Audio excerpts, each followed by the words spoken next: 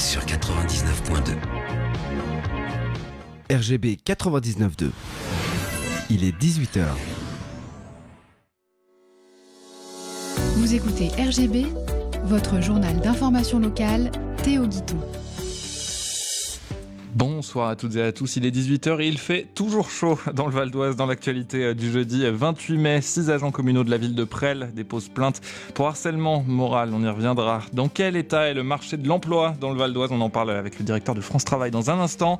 Un nouveau marché pour le Grand Centre à Cergy, reportage. Et puis côté météo, demain il fait encore et toujours très chaud toute la journée sur le département, ça ne s'arrange pas. Côté température, comptez 18 en minimale, 35 en maximale.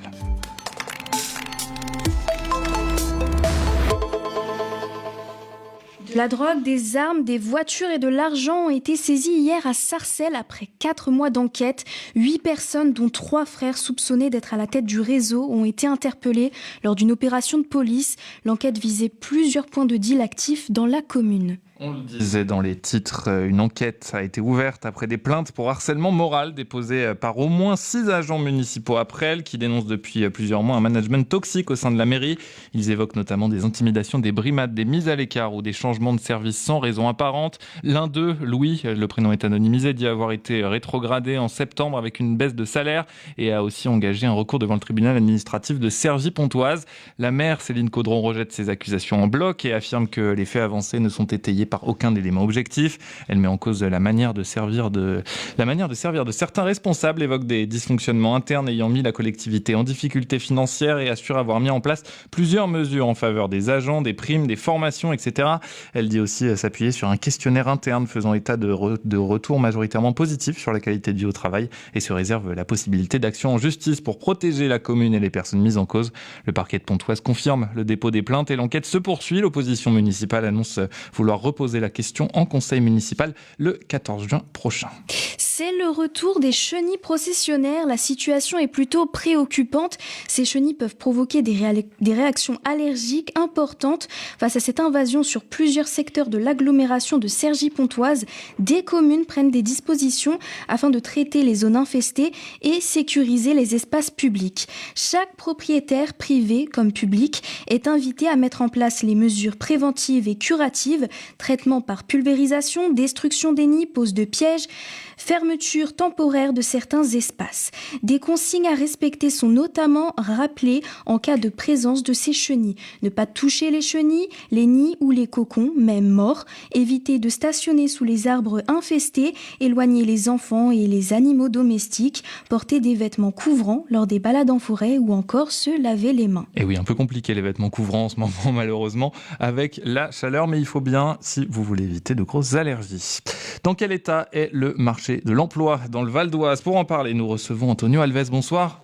Bonsoir Théo. Directeur départemental de France Travail pour le Val d'Oise. On vous reçoit pour parler notamment d'une enquête publiée tous les ans par vos services, le BMO, pour besoin en main-d'œuvre. Avant d'y venir, j'aimerais d'abord qu'on parle justement de l'état du marché de l'emploi dans le Val d'Oise, comparé aussi à ces départements limitrophes, en Ile-de-France notamment. On en est où aujourd'hui cette année? Alors Théo, aujourd'hui au 31 mars 2026 au niveau national, on a un taux de chômage qui a augmenté de 0,2 points comparativement au trimestre précédent, donc avec un taux de 8,1. Au niveau départemental et région Île-de-France, alors Île-de-France est un peu en dessous, on est aux alentours de 7,8%, et sur le 95, sur la, on a toujours notre point de chômage en plus par rapport à la moyenne régionale. Une augmentation qui s'explique d'une part par la frilosité des employeurs à recruter avec actuellement le contexte international que vous connaissez tous, et puis peut-être à une époque une incertitude politique aussi avec l'absence de budget aussi en début d'année qui a fait ralentir aussi les recrutements de la part des employeurs. C'est ce qu'ils vous disent les employeurs concrètement, rapidement, mais on n'est pas... aujourd'hui, l'incertitude, ça pèse vraiment sur l'emploi, c'est-à-dire qu'on ne peut pas se projeter en fait, et du coup, on ne sait pas où on en est, notamment je pense à l'industrie qui doit Alors, être touchée. Alors il y a toujours des recrutements, cependant c'est vrai qu'on a un certain nombre d'employeurs quand on parle avec eux qui nous disent écoutez, moi j'ai des recrutements, mais pour l'instant je n'y vais pas, j'attends de voir, j'ai besoin de stabilité un peu économique, de voir un petit peu plus loin pour recruter. Donc ce sont des recrutements qui vont arriver mais qui tardent un petit peu dans le temps en attendant justement de voir la conjoncture économique, comment elle elle se déroule. Alors justement, cette enquête, le BMO, ça veut dire besoin de main-d'œuvre, c'est publié tous les ans par France Travail, celui de l'Île-de-France, avec notamment une synthèse départementale sur le Val d'Oise. D'abord, elle sert à quoi cette étude ?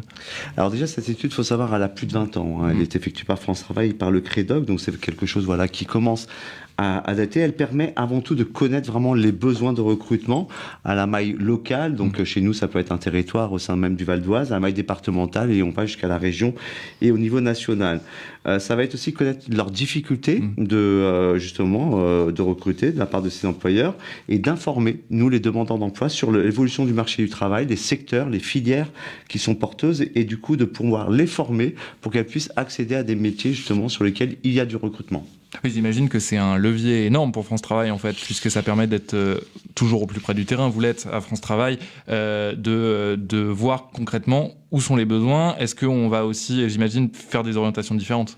Exactement. Cette étude, elle nous permet, on ne prend pas que cette étude, on prend aussi d'autres éléments du diagnostic territorial. Mais en fait, cette étude nous permet justement de pouvoir savoir quel type de formation, par exemple, nous allons mettre en place sur le territoire pour justement pouvoir recruter en conformité avec les besoins de nos entreprises. Et du besoin, il y en a concrètement. Aujourd'hui, en intention d'embauche, on est à 29 400 dans le Val d'Oise, dans ce BMO. C'est beaucoup pour vous ? C'est pas beaucoup ? Alors, le Val d'Oise, c'est 7,6% à peu près des projets de recrutement de la région Île-de-France. Il faut savoir que la région Île-de-France, déjà pratiquement 50% des projets de recrutement, c'est Paris et les Hauts-de-Seine, notamment avec tous les sièges sociaux que nous avons dans ces régions-là. Donc, oui, c'est pas mal, c'est beaucoup. Alors, il faut savoir qu'il y a une petite baisse, il y a 7,6%, mais le territoire du Val d'Oise, c'est le territoire qui résiste le mieux justement à cette baisse. Donc moi j'ai tendance à dire que à la fois en région Île-de-France et sur le territoire du Val d'Oise, nous avons un territoire qui est dynamique en termes de retour à l'emploi. Est-ce qu'il y a des nouveautés cette année par rapport à l'année dernière ? Quels changements vous voyez qui apparaissent ? Alors on n'a pas trop de nouveautés en termes de classement. Si on prend le top 5 des métiers les plus recherchés par nos entreprises, on va avoir des agents d'entretien, tout ce qui va être cuisine employé de restauration, tout ce qui va être conducteur de véhicules légers, une grande demande aussi avec tout ce qui est aide à domicile et auxiliaire de vie, et aussi une demande assez accrue sur tout ce qui est conducteur routier. Oui, donc les métiers plutôt qui avec de la pénibilité, plutôt aussi où il y a du manque à cet endroit-là. Tout à fait, donc ça a à voir aussi en rapport avec justement l'attractivité des métiers, et aussi de faire découvrir certains métiers qui sont méconnus pour nos demandeurs d'emploi, et c'est vraiment le rôle de France Travail avec l'ensemble des acteurs du réseau pour l'emploi, justement de donner de la visibilité sur ces métiers. Oui, effectivement, c'est important. Il y a des tensions aujourd'hui aussi. On voit des secteurs où c'est plus difficile de recruter, où vraiment il y a une volonté de recruter, mais il n'y a pas les candidats en face.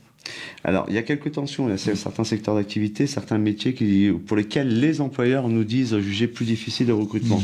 On va retrouver un certain nombre de métiers autour du BTP et autour des métiers de l'humain, tout ce qui va être aide à domicile, auxiliaire de vie, personnel de ménage, où là, les entreprises nous disent oui, ça va être compliqué de recruter. Oui, effectivement. S'il y a des secteurs aujourd'hui qui sont porteurs, dans le Val d'Oise notamment, on voit la défense arriver prochainement, là, avec l'arrivée de Dassault, avec l'arrivée de plusieurs entreprises autour de ça. Ça va être porteur pour vous ? Alors, ça fait vraiment partie de nos filières et nos secteurs prioritaires dans le 95 que nous avons définis avec l'ensemble de nos partenaires économiques du territoire. Et nous avons déjà réalisé un certain nombre d'actions et qui vont s'intensifier dans les mois à venir autour de 4 filières.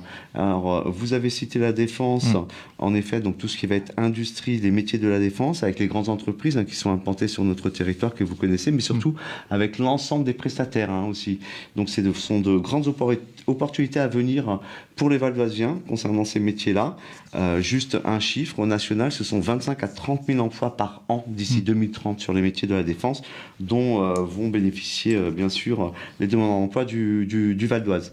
Un autre secteur vraiment qui donne beaucoup d'opportunités à nos Val-d'Oisiens, c'est justement ce qu'on appelle la filière aéroportuaire, aérien et aéronautique. Nous avons la chance sur notre territoire d'avoir l'aéroport Paris-Charles de Gaulle, avec les 2 autres aéroports Alors, Orly-le-Bourget, sur les 10 prochaines années, c'est aussi 40 000 emplois à venir sur les 10 prochaines années. Donc, c'est vraiment aussi une belle opportunité pour notre territoire. Et enfin, de grosses perspectives aussi de besoins sur les métiers du prendre soin, suite au vieillissement de la population. Et c'est des besoins que nous avons à hauteur au niveau national, de 500 000 recrutements d'ici 2030. On l'a vu avec des suites aussi en termes de formation qui commencent à se développer. Je pense notamment à l'aéronautique. Il y a de la formation qui est arrivée avec l'AFPA là, récemment. C'est aussi intéressant pour vous d'être partenaire sur ces choses-là et de voir les choses avancer. Et nous l'avons été d'ailleurs, parce que tu parles justement de l'AFPA avec une opération qu'on a fait pour 11 jeunes, les ailes de l'avenir. L'idée, c'était de former ces jeunes qui étaient tout de suite recrutés derrière par les entreprises de l'industrie aéronautique, avec une partie théorique, mais surtout une partie pratique, c'est-à-dire que tous ensemble, lors de la formation, ils ont construit un aéronef de A à Z. Et ce qui leur a permis ensuite d'aller sur des métiers de l'aéronautique. Donc le message finalement de ce BMO pour notamment les demandeurs d'emploi, ceux qui veulent peut-être se réorienter, aller vers autre chose, aller à France Travail, on a des solutions ? C'est ça, aller à France Travail, aller auprès de l'ensemble des partenaires du réseau pour l'emploi, on va vous éclairer sur le marché du travail, on va vous donner toutes les opportunités d'emploi sur le territoire, et il y a du travail en région Île-de-France et il y a du travail sur le Val d'Oise, des opportunités pour tous, et notre rôle c'est vraiment de faire en sorte à ce que tout le monde ait accès au marché du travail. Merci Anthony Alves d'avoir été avec nous. Merci Théo. Directeur départemental de France Travail dans le Val d'Oise, à Cergy Préfecture. Vous l'avez peut-être vu si vous êtes passé, l'ancienne tour EDF, longtemps plus haut, immeuble du Val d'Oise, entame sa reconversion en perdant 4 étages. Ce bâtiment emblématique de l'ex-ville nouvelle, haut de 85 mètres et inoccupé depuis 2017, est en cours d'écrêtage. Les engins de démolition attaquent son sommet avec l'appui d'une grue. Objectif, transformer la tour en un nouveau lieu mixte avec bureaux, commerce, restaurants, salle de sport et surtout, on en avait besoin, une résidence étudiante de 161 logements. Le projet prévoit aussi une forêt urbaine au sommet avec des arbres plantés dans plusieurs mètres de terre pour verdir la dalle très minérale du quartier. Et puis, dans le Grand Centre, on y reste puisqu'il y a un nouveau marché. Inauguré ce jeudi, il prendra place toutes les semaines devant la gare de Cergy-Préfecture entre 15h30 et 19h30. Reportage d'Elona Marin-Kerbol. À Cergy-Préfecture, un nouveau rendez-vous hebdomadaire prend vie. Chaque jeudi de 15h30 à 19h30, le marché s'installe au cœur du quartier avec divers exposants, poissonniers, charcutiers, primeurs. Et aujourd'hui, c'est le grand jour, celui de son inauguration officielle. Et les commerçants sont au rendez-vous. Nous sommes partis à leur rencontre afin d'avoir leurs premières impressions. Quand on commence à marcher, on n'espère rien. Mais ensuite, on espère bien sûr travailler. On vient pour ça. En fait. Le monde amène le monde. Il y a à manger pour le soleil brille pour tout le monde. Vous voyez, le but, c'est de faire plaisir à tout le monde. Alors, le déroulé, il n'y en a pas. Tout simplement, si je plaisante. Mais sans qu'il y ait un déroulé, en fait, on doit distribuer des bons d'achat au sein des clients du marché. Alors le but du bon d'achat, c'est bien évidemment de dynamiser les commerçants et de proposer aussi aux clients d'avoir des remises exceptionnelles sur beaucoup de produits qu'on utilise tous les jours, comme les fruits et légumes, comme vous pouvez le voir, les œufs et autres produits, poissons, viande, etc. Je ne sais pas combien de commerçants il y aura aujourd'hui, mais les bons d'achat sont valables chez tout le monde. Alors on ne va pas les distribuer comme ça, c'est pas un jeu de cartes, simplement on va leur poser des questions un petit peu sous forme de blind test, un peu quiz, un peu sympa, on va peut-être les faire chanter dans le micro, je vais voir comment je vais m'organiser, je prévois rien d'avance, c'est au feeling et puis c'est comme ça, c'est l'ambiance qui parle, tout simplement. C'est un très bon point dans le sens où ce marché vient renforcer l'offre qui est déjà existante sur la ville de Cergy, notamment un jeudi parce qu'il y a le marché de Saint-Christophe qui se déroule le mercredi et samedi, et il y a aussi le marché de Cergy-Lô qui se déroule le dimanche, et donc pour un jeudi ça vient renforcer justement l'offre pour les habitants de la ville. Et on va rester jusqu'à 20h environ, après on va voir comment ça va évoluer avec le temps selon les habitants. Si par exemple il y a une demande plus tôt, on va essayer de réadapter un peu les horaires, mais sinon pour l'instant ça va commencer de 15h jusqu'à 20h. Et à l'occasion de cette inauguration, nous avons eu l'opportunité d'interviewer un élu afin d'échanger avec lui sur cet événement, ses enjeux et les projets autour de ce nouveau lieu de vie. Bonjour, donc Gilles Coupé, je suis adjoint au maire en charge du commerce et des marchés forains. Alors c'est un marché qu'on voulait de longue date, l'idée est née en 2020 et on était en attente de la livraison de la place après les travaux de la SNCF pour pouvoir installer ce marché. C'est le 3e grand marché de la ville, puisque les 2 autres grands quartiers de la ville avaient déjà leur marché. On voulait absolument, dans le cadre de l'hyper-proximité, avoir un marché à Cergy-Préfecture. Et on a fait une enquête l'année dernière auprès de, alors j'ai plus le nombre exact, mais entre 400 et 500 questionnaires qui nous étaient revenus sur les attentes des gens du quartier sur ce marché. Voilà. Et donc on a eu beaucoup de retours sur des produits primeurs. On a juste à côté de nous un maraîcher. Et puis les produits traditionnels alimentaires, donc poissons, œufs, le fromage, charcutier, enfin voilà, ce type d'offre alimentaire. Que ça va être une offre différente, on n'est pas du tout sur les mêmes créneaux que les Trois Fontaines, et en général les gens qui fréquentent les marchés sont un peu différents aussi de ceux qui achètent dans les centres commerciaux. On n'est pas dans un esprit de concurrence, on est plutôt dans un esprit de complémentarité. Voilà, sur des produits très locaux, là par exemple qui viennent du Vexin, typiquement ça se retrouve que dans des marchés ces choses-là. Donc on n'est vraiment pas sur de la concurrence mais sur du complémentaire. Et c'est comme ça qu'on a travaillé notre. Alors on est limité en termes de linéaire parce que la place n'est pas extensible, on pourra encore mettre quelques stands. Et on a un certain nombre de stands qui ont déjà répondu à l'offre. Mais en fait, avec les élections municipales, on ne pouvait pas entamer trop tôt les démarches. Donc on a eu un timing assez contraint pour pouvoir ouvrir le marché. Et là, maintenant, on va se laisser un peu plus le temps d'étoffer l'offre. On devra encore avoir 3 ou 4 stands, 5 stands qui viennent à l'avenir. On a une vingtaine de dossiers en attente, donc on va étudier ça tranquillement. Alors on a un fonctionnement avec une commission des marchés forains.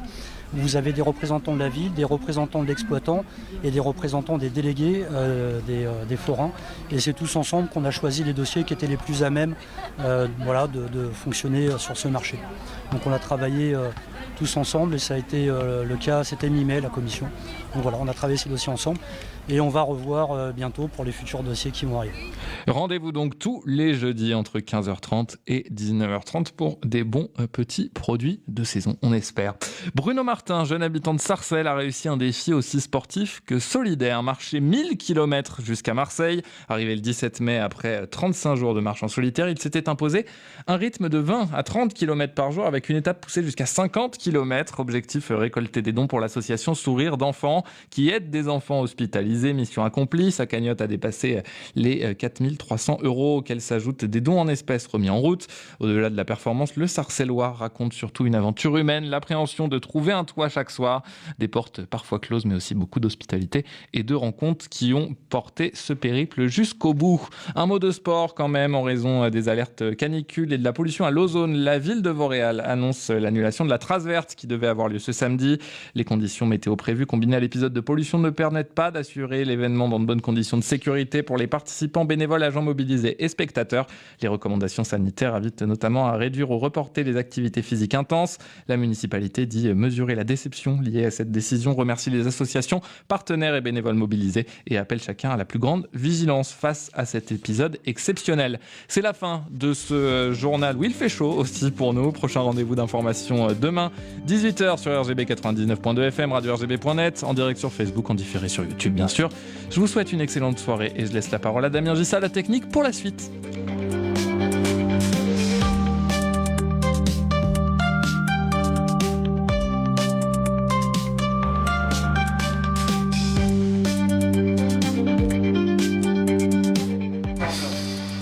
Alors du côté de la programmation de votre radio locale, rendez-vous à 19h dans quelques instants, donc juste après la rediffusion de ce journal pour C'est de la balle qui sera exceptionnellement en rediffusion. Vous retrouverez quand même Zico et sa playlist. À 20h, ce sera Fabienne Louis qui nous invitera à la découverte de son invité et de son univers avec Art en partage. Et enfin à 21h, il est enfin de retour, notre ami Claude Lange, pour une libre antenne à la sauce antillaise à souhait. Enfin, à partir de minuit, c'est toute l'équipe de Cocktail à Groove que vous retrouverez bien sûr pour 3 heures de mix. Pat la Dyname, DJ Badem ou encore DJ As, que vous retrouvez chaque samedi de 16h à 19h en direct. RGB, c'est en direct de Cergy-Pontoise, du Val d'Oise, du sud de l'Oise jusqu'au nord des Yvelines, sur le 99.2 FM, sur radio-rgb.net pour les podcasts et en dehors du Val d'Oise, ou encore sur les applications pour mobile, les radios associatives, Radio Player ou encore Radio Line. Bonne soirée à tous.